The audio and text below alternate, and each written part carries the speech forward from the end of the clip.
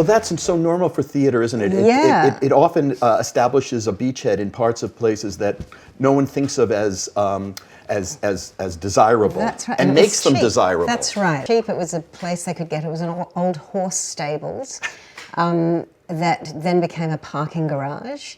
And it's a tiny building, and I'll tell you what's happened to it now, because that's interesting too. But they and a group of really only 5 or 6 friends managed to buy the building, hollow out, or at least get possession of the building, shovel out all the horse manure, and build a very rough theatre. So it was a tiny stage with a big column in the middle that was structural, so it couldn't be moved. Right. And really just wooden benches, kind of raked wooden benches, and I think it sat maybe 100 tops. So a very intimate space. And I remember, because I was 4, and Lucy and I, sometimes I could get a babysitter, sometimes I couldn't, and my mother was very hands-on.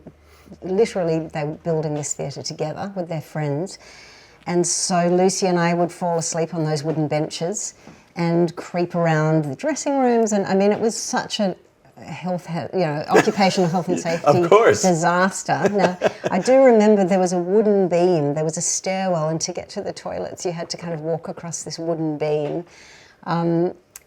So, yeah, but it was a fantastic adventure. And of course, we, as little children, got to see Shakespeare, they were doing Beckett, they were doing new Australian plays, they were doing work by Indigenous Australian writers, which was kind of nobody else. There was another theatre in Melbourne called the Pram Factory.